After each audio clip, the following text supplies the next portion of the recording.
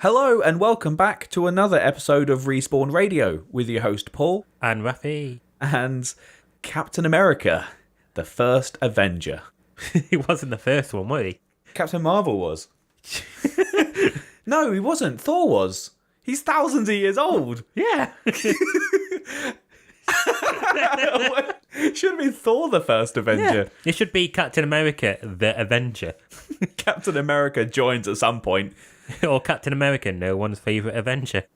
Don't you think that Captain America is kind of like a Mary Sue, like a male Mary Sue? Well, he's like... He's perfect. He's the good guy. For the first half of the film, he's really not. He's some horribly CGI'd person. Okay, so fucking hell. So Captain America from 2011, same year as Thor. It's the obligatory squeeze in the last Avengers character before the Avengers movie. You know what's weird? So this is probably my least favourite film pre-Avengers. I could have sworn in the last Marvel episode you said that you preferred Captain America to Thor. My mind changes a lot. They're all bad. Apart from Iron Man, none of them are any good. You said that in the first Iron Man episode. No, I've kept strong. I've rewatched all of them with you doing for these episodes. Yeah. They're not good.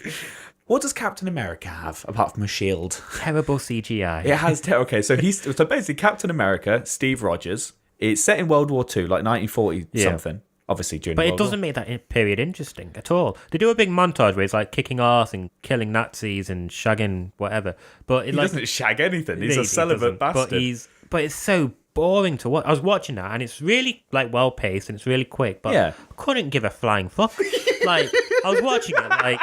I don't know what it was. I don't know if it was the music or... I'll tell you what, Captain America is the only one that had a recognisable theme tune. Like, it wasn't massively, but when I heard it, I was like, oh, that's the Captain America tune. Do you know what I mean? Yeah. No, Iron Man's got it. Well, after Iron Man 1, they kind of stopped giving a fuck about the music. Nah, Spider-Man. Are you talking about Sam Raimi's Spider-Man that has Danny Elfman? Of course, he's got good music. No. Homecoming? Yeah, Homecoming. Does it have a theme? It has, like... music. Yeah, that's good music. And again, as we've discussed, Thor just fucking has nothing. I have no idea what the He doesn't even have powers. Yeah. Anyway, so Captain America is Steve Rogers. He's a guy that's basically got every illness in the book, really. I mean, he's not illness. Oh, he actually is as well. He's asthmatic. He's like weak. He's probably got like fucking low blood sugar or something. He looks malnourished to fuck. Until you reach his chin and upwards. Yeah, so it looks like they stuck his face, Chris Evans. Chris Pratt, Kim Hemsworth. You know, you get all the Avengers and they all fucking call Chris and it doesn't help. So it really doesn't. So you got Chris Evans' face on what I assume is the director's 8-year-old kid. No. It has to be. Well, maybe it's E.T. They took E.T.'s body and they put Chris Evans' head on it because he's like small and skinny. Chris Evans isn't just fucking tall and muscly. He's got a big chin. Yeah, he's got a big healthy face. So they did the CGI on the body, and to a degree, it looks passable sometimes when he's wearing clothes. But his chin is still full. Like, you know it belongs to someone who's muscly. He looks like, you know when there's those, like, pictures and you put your head through the circle? Like that. He's like that. It is like that, yeah. And it just doesn't... And it looks slightly too big for his body as well. Yeah, it looks like a bobblehead. He needs to look a little bit more starved. I don't know how I guess. His face doesn't look gaunt. I guess that would have taken more effort, and it might have looked like too shit. Yeah. Like, I mean, it looked shit already. I mean, I don't think they would cared if the film looked shit. Because the film looked... This is where we start the film off. Not with the fact that literally the opening scene is the Tesseract, and the Nazis come in and blow shit up and take it from Caretaker Filch from Harry Potter. Red Skull comes in, played by what's his name? Hugo Weaving. Mr. Anderson. I knew you were going to say we need to destroy the ring. Just mixing everything. Oh, something about V for Vendetta. Yeah. Anyway, he comes in and he takes the Tesseract. But fuck that. Who cares? Let's scrutinise the shit CGI. It's all the way through it. The entire film looks like it's got like a mask of CGI over it. Yeah. It's got like an air of like mist over it, like a fog. It doesn't look... Especially in the scenes where it's set in the forest. It's like, you know when you get those old photographs of people from the war and it's got like that hazy... I think that's why they did it, because they tried to make it look time relevant. Like they tried. I don't know why. Well, because it's set in World War II. Yeah, but it's because pictures weren't well developed. Did they do that in Wonder Woman? Because that was set in World War I. No. No. So, Steve Rogers is like... He's literally the worst person. No, he's the best person. No, I mean, he's the worst person to have in the army. Yeah, he goes from town to town. He's tried like 4 or 5 times to join the army, and every time they say no to him because it's like he's a liability. He's so ill. It says he's got asthmatic problems, but he never wheezes once. Because there's a list of him going through all of his illnesses. Yeah. And the doctor's like, God, you've got a lot. You would have thought that as soon as a bully sucks him in the mouth once, he would like have like bleeding nose for hours or something. Yeah, and his face would have been broken. But nothing, no. I mean, it's meant to show that he's got a lot of heart and he's got a lot of tenacity and all that. But who gives a fuck? Yeah. What does Tony Stark say in the Avengers? Everything special about you came out of a bottle. He's not wrong though, is he? No, he's not. Everything that makes him is the steroids that they give him. Which is essentially the message of this film is do steroids, they will make you better. If you're a good person. If you're a good person. So basically, we all know the story of the Hulk. They tried to recreate the super soldier serum. In this film, I don't know how, who made it? It was that German scientist, wasn't it? Was that German scientist who's like defected to the Allies? Yeah. Red Skull was working with this guy first. He was like with the Nazis. They tried to create a super soldier serum, but it was incomplete. And Hugo Weaving's character used it, and it sort of didn't do an abomination, and it didn't do a Hulk. It did a something else. Just everything goes wrong. The only person this fucking thing works for is Captain America.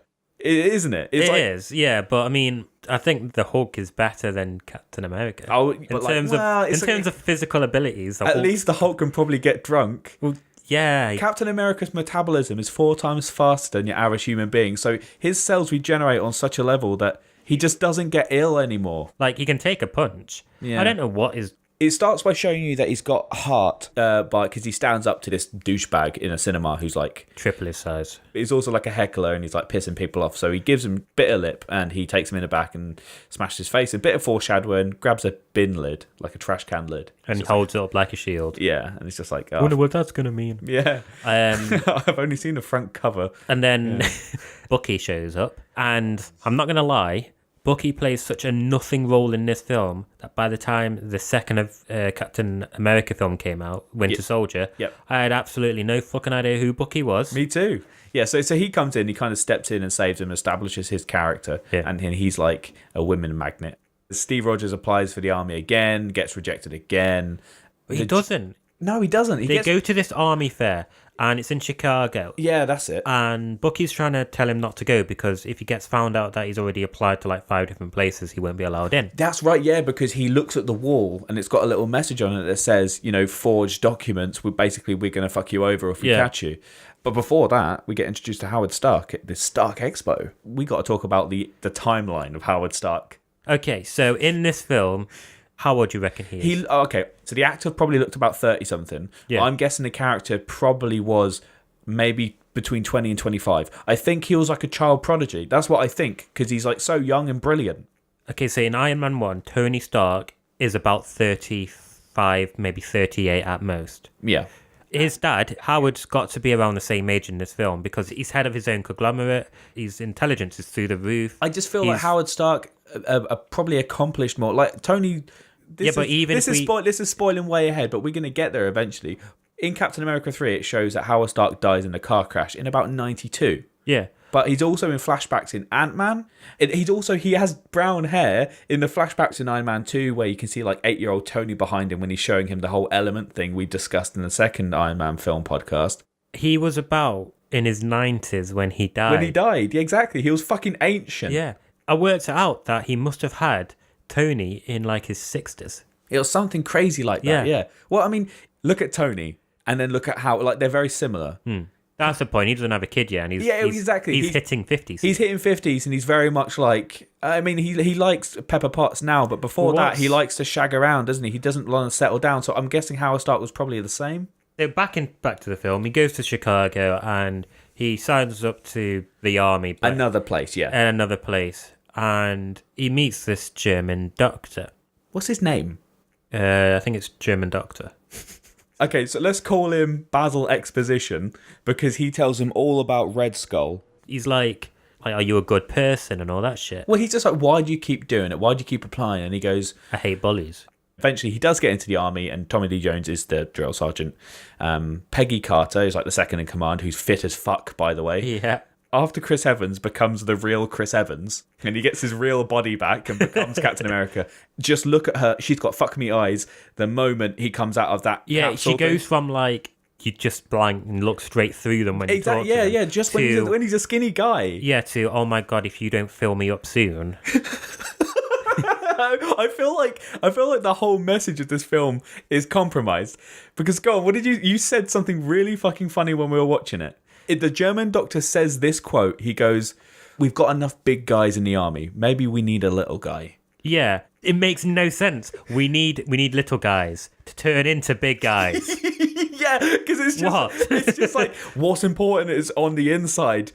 But the outside too. But the outside is also more important than that. because on the inside, you've got little wheezy coffee, can't get into the army. Okay, so when they're actually in the army, Tommy Lee Jones is talking to the German doctor. And he's like, why don't we go for this one? Look at him. He's perfect. He's athletic to fuck and he follows orders really well. But he's also a prick.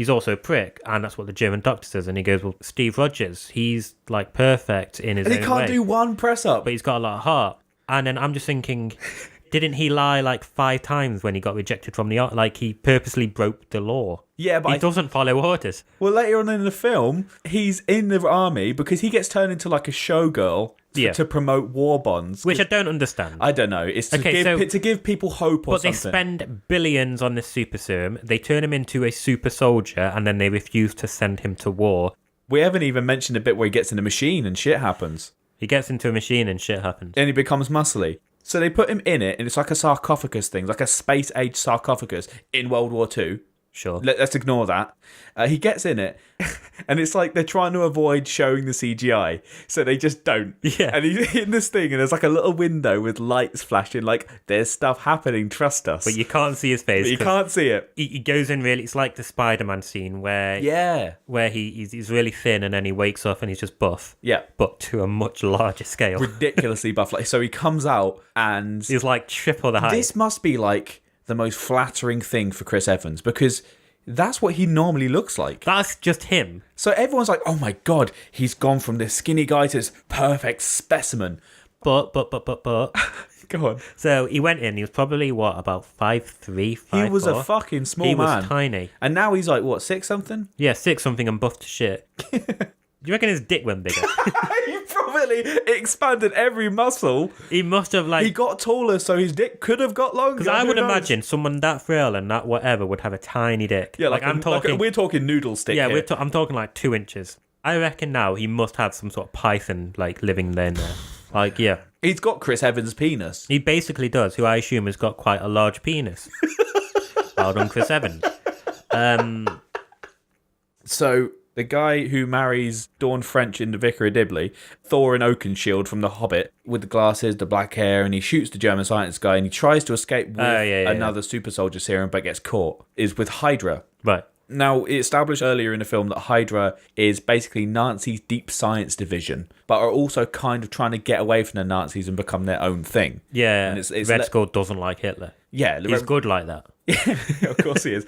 So after the German scientist guy gets shot, I forget the actor's name. I'm just going to call him Thor in Oakenshield. I've been saying it. So he steals one of the super soldier serum and drops it. Yeah, and it smashes. It smashes. So Captain America races each Jason. He jumps. The worst jump I've ever seen somebody leap over like a fence. We're talking about the logistics of turning a skinny short guy into a big muscly guy, and we're saying that jump isn't realistic. But despite everything, it's what on the inside that counts. Of course, yeah, and a little bit on, unless a little bit on the outside as well. Yeah. Otherwise, you couldn't do shit. No, he could not. So he gets he kind of gets fucked over. So he wants to join the army. He wants to do something. They're like, well, you can do something. You can bring hope to the people. So they turn him into an icon. They turn him into Captain America, who's basically like a dancing monkey. And they sell comics based off him. They sell comics. They sell apparently trading cards, according to Agent Coulson in the Avengers film.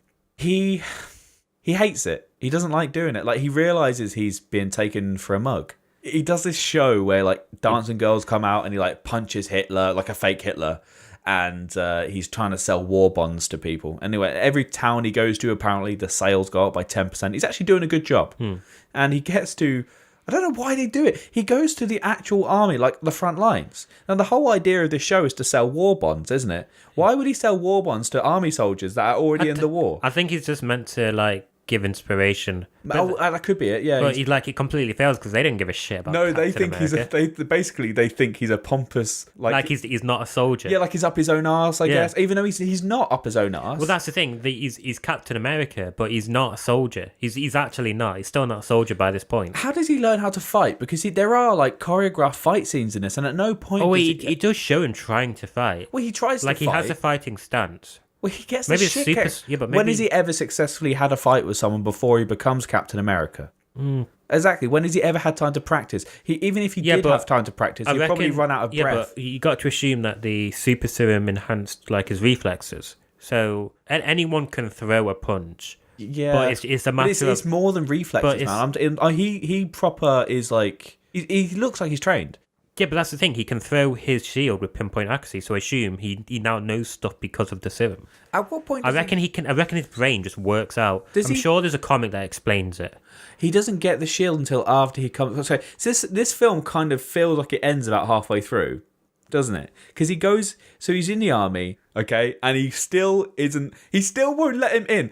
Tommy Lee Jones, he's become buff. He's everything he wants him to be, and he still won't let him in. I don't understand why. He's just like, all my friends are trapped behind enemy lines. He's just like, no, we're not going there. We'll lose more men than we'll save.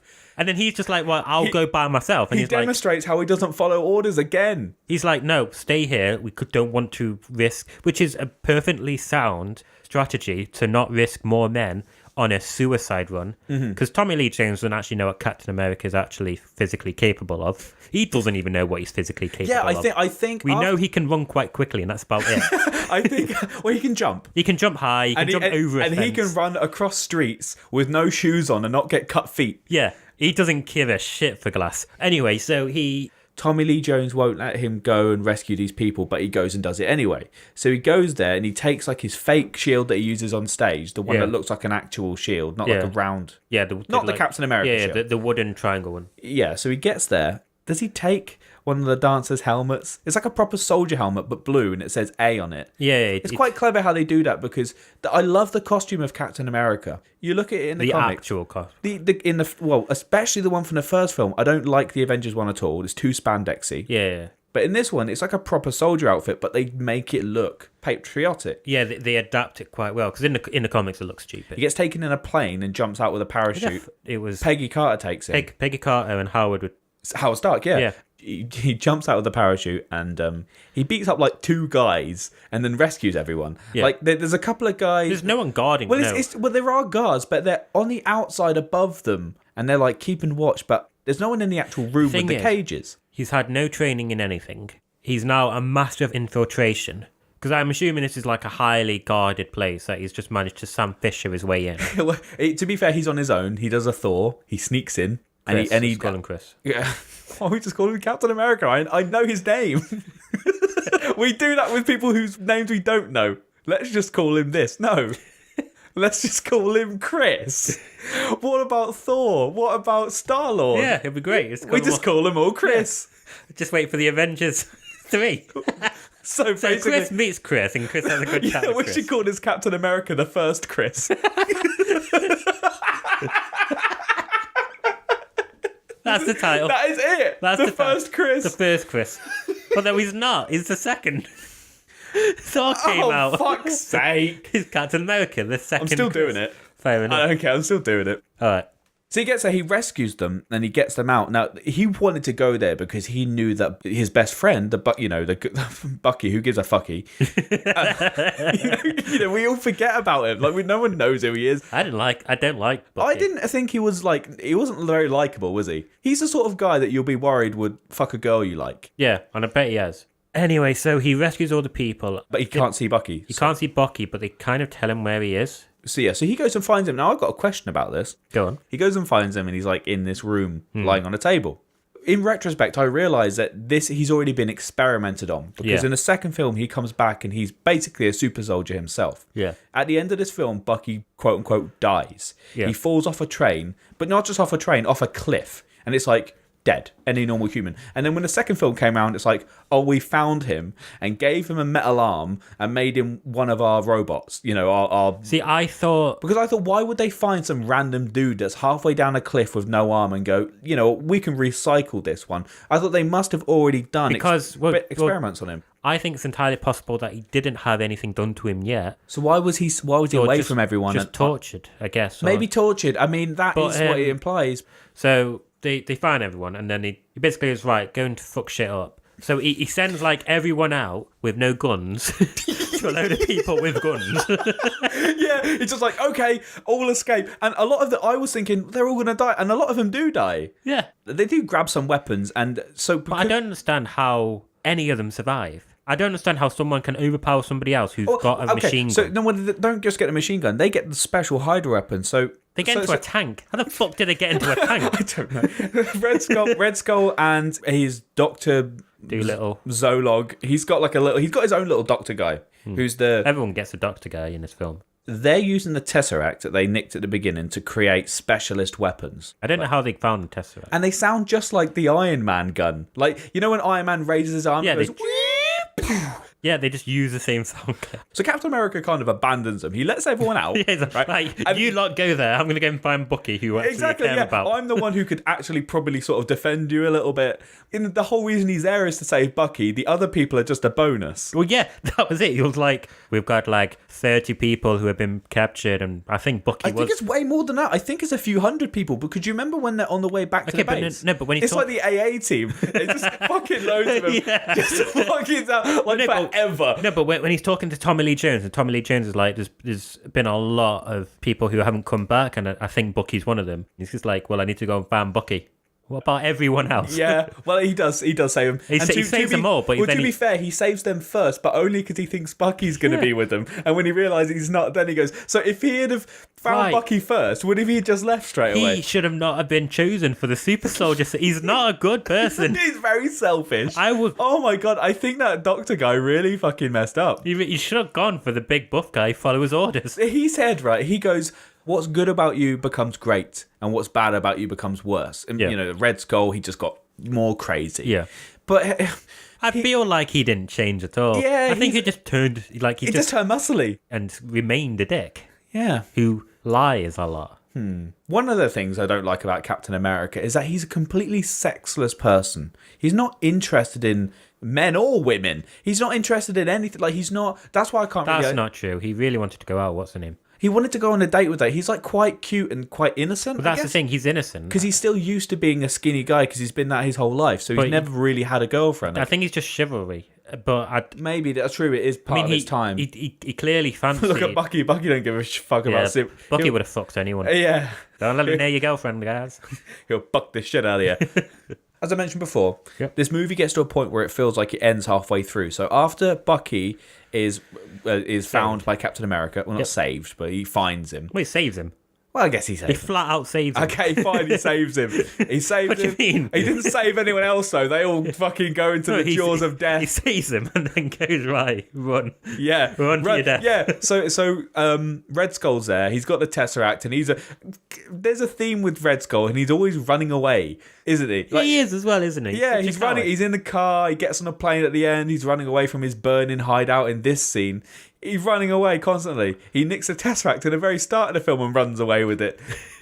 He runs away from the scientist German guy. Yeah, but the Captain America makes a joke out of that. He's like, well, at least I'm not running away. Does he? The second time to meet up. Well, there we go then. Or the first time. When's the bridge bit? No, it would have been that bit, yeah. Well, yeah. So there's the bridge bit and the burning bit. Because when we were watching it, said, I could have sworn this is the end scene. But no, the end scene and the halfway scene are basically both the climax of the film. Yeah, they are. It could have ended there, and the film would have... Because he had the cool Captain America reveal. He was in the actual suit at that point.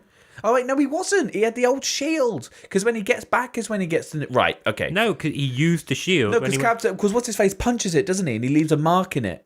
That wouldn't have happened with his good shield. That happened with the shit shield. No, that shield got dirty as fuck. So Captain America, when he gets back, he gets his shield, his signature shield. Yeah. Well, we didn't really go massively into Thor's hammer, but I think Thor's hammer is like magic and shit. Yeah. Where this is actually a thing that's made by people. So it's made of a metal called vibranium, which is like a new thing in the MCU. But we know loads about it now with Black Panther and where it comes from. But at this point, it's set in the 40s, and this is apparently the only amount of metal they have, as far as they know, on the planet. Yeah, and they made it into a shield. They made it into a shield, but they also kind of made it like a shield that they weren't even going to consider using. Yeah. It's like underneath something. Yeah. There's like a table like covered in shields, and it's just like, take your pick, And it's just like, he lists like some paper or something. There's another shield under it, and it's the one he has. And he goes, what about this one? And he's just like, oh, it's just a prototype. Yeah, a prototype of the best fucking shield you got. It's like, it'll absorb all damage and you won't feel anything. Yeah. What I don't get is, he's like, this is just a prototype. But it's the only metal they have. So it's not a prototype. It's the final version. Yeah, Well, what are they going to do? Also, how the fuck... Make a giant version of it once they found some more vibranium. How did they shape it? I mean, well, okay, I guess they could have liquidized it and put it in a mold. Was it got melting point? I don't know. I mean, adamantium is the strongest metal ever, and that does, so it must do. But adamantium... You know adamantium... Right, if you don't know, adamantium is the metal that Wolverine's claws are made out of. Yeah. Who isn't part of the MCU, so it's irrelevant. Adamantium is based off Captain America's shield. What's stronger, adamantium or vibranium? Adamantium is based off vibranium. But could Wolverine's claws cut through his shield? No. Oh. I mean, vibranium has got to be as strong as adamantium if adamantium is based off it, because adamantium is man-made. Vibranium is like a massive rock that came from the sky. Yeah. So we'll talk about that in Black Panther. Yeah, we will. But so this is what they get. They make the shield. I mean, if the shield can survive Thor's hammer, which is made out of like magic and dwarf metal from like a sun.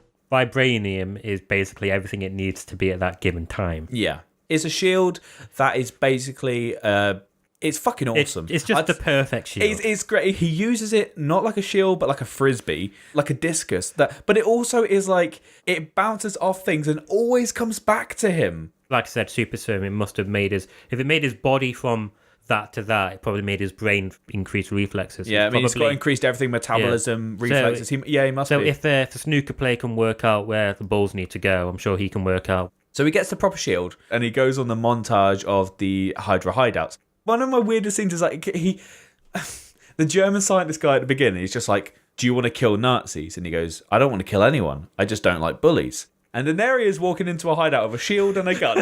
And he's like, shooting, like Captain America's killing people. I don't want to kill anyone. Shit, where's that guy? There he is.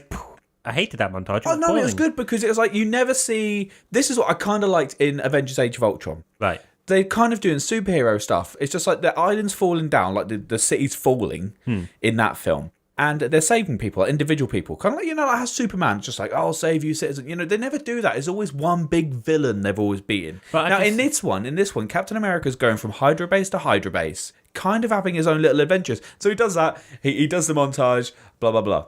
Now, Red Skull's got one final hideout in the fucking Alps. Sure. So just go to the Alps. And I think it's, they need an excuse for obviously what happens at the end. So they need it to be cold. Yeah. They then go on a mission that involves them, like, was it hijacking a train or just getting on a train? It's a Hydra train. I think it's hijacking a train because the train. Red Skull, I don't know, I can't remember if he's on it, but his German-Swedish scientist guy is on it. And he gets kidnapped. He gets taken in. But this is where Bucky dies. He falls off the train to his death. Okay, so he falls down. I mean, we've seen Captain America just free fall from a plane onto a boat without much difficulty. That's true, but at this point, you don't know he's been experimented on. So when the second film comes around, it's just like, well, he wouldn't have survived that fall. He might have It feels like backtracking. His arm didn't. Why did one arm come off? Do you know what I mean? How'd you lose one arm? He hasn't got like a fractured skull or anything else. No, he lost one arm like Buzz Lightyear. It just came clean off. How? I don't know. How'd you lose one arm? I don't know. You fall to the ground. Maybe he was falling and he Did he land on his arm and that was it? Maybe he tried to grab a cliff on the way down for some, for some grippage, and it just unplugged from the rest of his body and just, I don't know, was swinging there. Because they could have killed off Bucky when he went to go and find him, and he could have just been on the table dead. that could have worked even better. Well, no, he doesn't die, does he? No. But I mean, like, he could have found him and he could have been dead. Like, well, he thought he did. Yeah. And then he turns out he's actually the Winter Soldier. And they cut off his arm for some reason.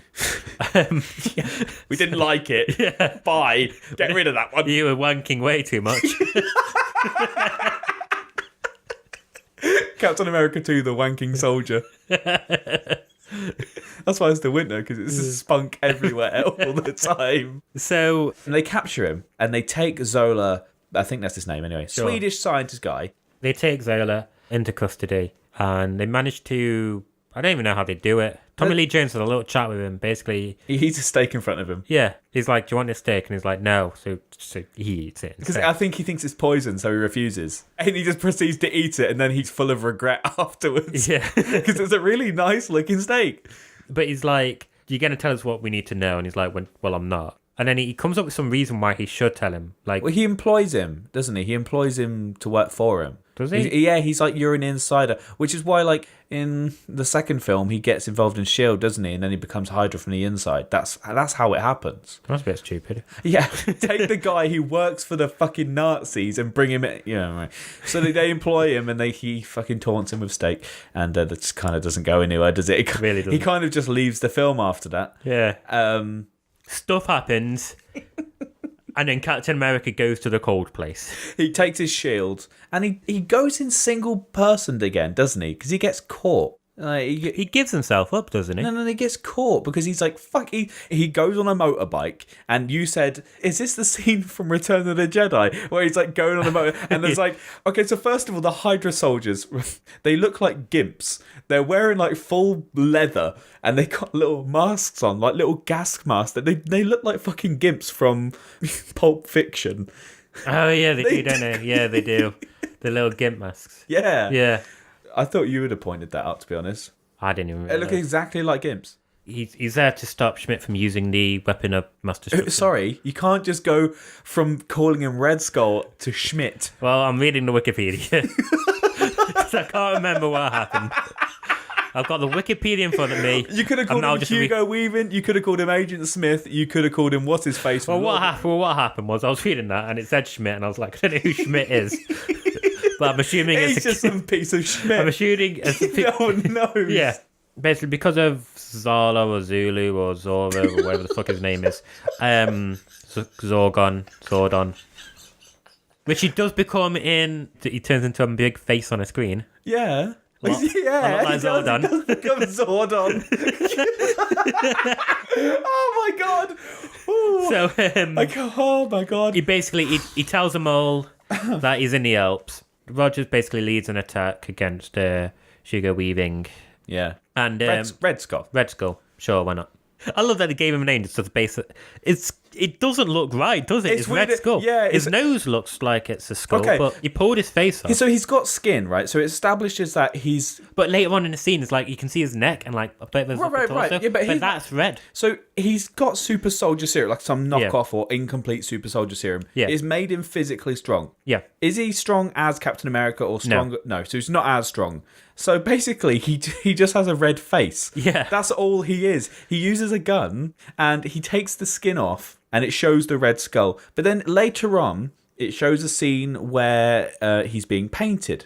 And I do like this scene because he's being painted, and you see the red paint on, the thing, and the artist guy looks like he's shitting himself, because he's just like, this guy could kill me if he wanted. Yeah. And they don't show the painting. Like, they could show the painting, like, and just have like a red skull rather than, but they don't actually show you anything. That's a good scene, to be fair, because like you said, with the red paint, you were like, is that blood? And I'm like, no, it's... Yeah, I thought it was like piece of his face that had like flesh or something, because it was like a mass of like red and black paint like all mixed in. It's just meant to show that. Yeah, he's painted Red Skull. But that's how you insinuate something quite well. You see a silhouette of him with the smooth head, implying that he hasn't got his skin and hair on. But then later on, he's got his skin back on. So does he just keep like? I think he uses does his skin not go rotten? No, I think it's like a mask. I don't think it's like skin. So it's not his real face? No, I think it's just... He got it from Mission Impossible. Yeah, essentially. I don't understand how he made that, to be fair. I don't think he made it. I think it's his actual skin. Why would it be But maybe his actual because skin? he's a super Red Skull guy, his skin just doesn't rot. Everything about him is going to be enhanced. I thought it was just a case of it was just a mask. Because when he pulls it off, it looked like rubber. Like it does look like rubber, but it's a movie, isn't it? Like skin is layers. They're not right. It's first of all, it's a what is it, like a 12 or a PG? It's an MCU movie. He's not gonna do Hannibal Lecter and peel it off and like blood is there like stringing. No, but what I it's mean not is, gonna be violent. No, but I mean it doesn't look like skin. It looks like it's like a rubber mask. Deliberately. I trump that down to it just being shit CGI or shit, practical effects. Well, we will never know this. Well, apparently Hugo Weaving in this film found this character really fucking boring to play. Well, he was boring to watch. I know, I liked him. I think there was nothing to him. He was very much an archetype character. Like, I am the big bad skull Hitler. It's what Marvel have done with every character. They've made a villain that's basically the same as the hero. But the opposite. But evil. Like with Black Panther, it's exactly the same. Black Panther, you've got Iron Man, Ironmonger. Thor is Loki, his brothers, but two gods. Mm-hmm. Well, Hulk Abomination. The only one that they don't really have it with is Guardians of the Galaxy, and that's because there's technically 5. Yeah, you can't. Yeah, I mean, he had his dad, and then he turned into his dad. That's true. Oh, what other Ant-Man? They had a Yellow Jacket. He was just like him. He could shrink and everything. Yeah, no, he basically had the same suit. That's what I'm saying. Yeah. I'm agreeing with you. Yeah, no, I was agreeing with you, agreeing with me. My friend at work was just like, I was listening to your podcast the other day, and there was a whole 20-minute scene where you were disagreeing with each other, but not realising you were actually agreeing with each other. Which episode was that? That was the Hulk, and it's because you were going, I don't like Edward Norton, but I like the Hulk. Yeah. And I thought you were saying that you liked Edward Norton and the Hulk, and I was like, but he's shit, and you're like, I know, I'm saying that. I'll have to rewatch that episode. Yeah. So there's a big old attack, and then Red Skull gets on a plane, doesn't he? Because he's got bombs on it, and he's got bombs, but the bombs are also planes because people fly. I think they're like suicide planes, little TIE fighters. Yeah, and they just jump. Yeah. Captain America got himself kidnapped at this point. He just flat out went, right, I'm just going to kidnap myself. Well, fuck me. Oh, yeah, all that happens first. So he gets in there. He gets kidnapped by flamethrower men. He comes face to face with Red Skull again. And then he just has a fist fight with him. And he runs away with a Tesseract, gets on a plane, and that's when the plane bit happens. Red Skull gets on the plane, and he's driving off on the plane, and there's a car. Well, Captain America's running after him, and he can't quite get to him, so Peggy Carter just fucking appears along with Tommy Lee Jones. And he's like, hop in, kid. And he gets in, and he drives. And it's the worst CGI I've ever seen. Oh my god, it's so bad green screen. It's so bad. It looks awful. I've never seen anything like it. It's truly... somebody watched that, the director and the editor watched that and went, you know what, that looks amazing. It was because they thought, you know what, next year, when the good movie comes out, no one will remember it. This is basically Marvel Studios just going, fuck, we need to do Captain America. Yeah. Fuck it, I don't give a shit. Well, I mean, they were near the end of the film, so maybe they run out of budget. Essentially, yeah. You know that halfway point where you said it basically ends at the halfway point? That's everything else is... They got through and they're like, our movie's only 45 minutes long. Fuck. You need to do some more. So he gets on the plane, he does the Toy Story 2 thing where he gets on the wheel. He chose... Oh, God. It's terrible. Fuck me. Anyway, he's on the plane... And then he has a fist fight with Red Skull. Yeah. And he wins. So basically there's a bunch of... Are they nuclear bombs? Yeah, I think... No. What is it? Okay, so there's about 6... No, there's 4 or 6 or 8. There's a few, and they've got names. Somebody's literally wrote Chicago on it. Chicago, New York, Berlin, London, who cares? Yeah. Canada or maybe. Anyway, so they're going to drop the bombs, and Captain America's like, right, I've got to not just...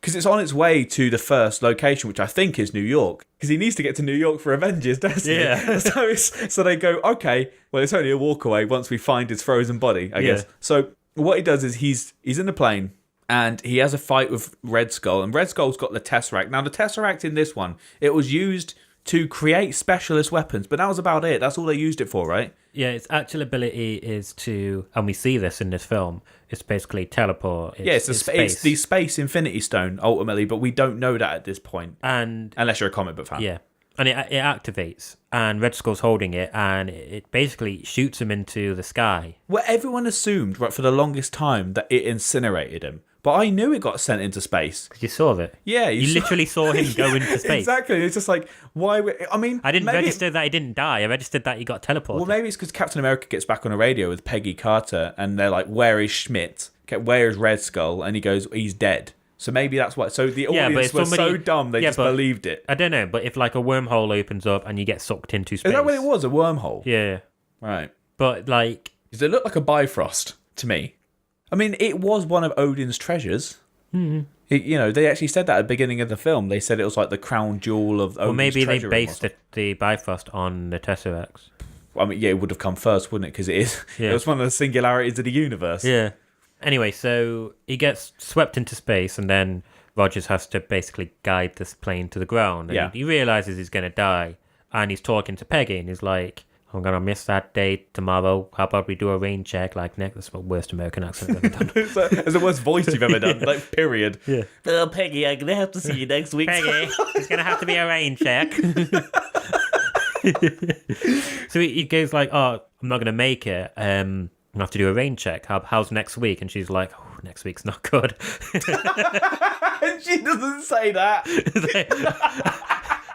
Oh, we've got big, important things going on. Yeah. This goes on for about an hour. But aside from the fact that you just sucked all the actual emotion out of the scene, because you're the one who told me that this was like quite a sad scene. Yeah. Because it's the first... It's not funny. Stop laughing. Steve Rogers died. He loves this woman. It's the first girlfriend he's ever met, and it's like... oh my God. He purposefully crashes it into the water because it's like he's got bombs in it. It's just like, I need to drown them. I need to Spider-Man 2 this shit. I need to take the big bad weapon that's going to kill everything and put it under some water. I don't know why. Like, does gunpowder just not function underwater? I don't. Oh, if it gets wet, it doesn't work. Right, okay. Well, I don't know anything about bombs or artillery, so... Anyway, so he freezes himself, and then he goes straight from that to like... Well, 70 years later... But no, we don't even know that. He just wakes up. Well, I mean, they did show a scene right at the very beginning of the film, even before the bit where Red Skull got the Tesseract. Yeah, they thawed it. So any normal human being would have died. Yeah, hypothermia would have kicked in. Oh, yeah. Well, no, not... Yeah. You can't freeze yourself. Let alone the actual drowning part, because he crashed in water. Yeah, he'd drown before he'd freeze anyway. So what did he... He just survived it because he's a super soldier. He just can. Yeah, let's just assume that. Let's just assume he held his breath long enough for him to freeze. Okay. From the beginning scene, it shows him getting thawed out, and then he gets taken to the Truman Show. Yeah. And he wakes up, and he's in like a fake bedroom, I guess to break him in gently to the facts. So they just lie to him straight off the bat, rather than having wake up in a hospital surrounded by like nice, comforting people. They make him wake him up alone. Yeah, well, on the radio, it's playing like a baseball game or something, or a football game. Yeah. That he actually was there at in real life. So obviously they didn't know that about him, and so he's just like, "But I was there when this happened, so I know that this is bollocks. Who the fuck are you people?" That's why he breaks out and goes mental. And he gets out, and it's like, the whole film has been set in World War II, so they haven't had much in terms of product placement. So they squeeze it all in right at the very end. Literally, the Times Square scene. Literally, the last 2 minutes. And it's just full of advertisements, just like behind Nick Fury. It was like Coke, and it was fucking massive. I could be wrong, but I'm pretty sure I saw that. But yeah, he's just like, you've been asleep for 70 years. And it has a really good like ending scene. It's basically just like, "You're right," and he goes, "Yeah, I just had a date." Basically, the realization that he knows everyone he's loved is now dead. Basically, it just dawned on him when he says that. He's just outlived everyone by accident, apart from Bucky. Okay, well, so what did you think? I mean, it's so bad, isn't it? It's not. You said that about the Thor one. I know, but this one, after watching all of them. Right, so the next one we're doing is the Avengers, so we're done. We're done with all of the pre-Avengers. But they're not great after the Avengers either. Like, the MCU really hasn't been that good up until, like... I'm starting to think the MCU isn't all that great, to be honest. It really isn't. Until the... Oh my God. What if we've been living a lie?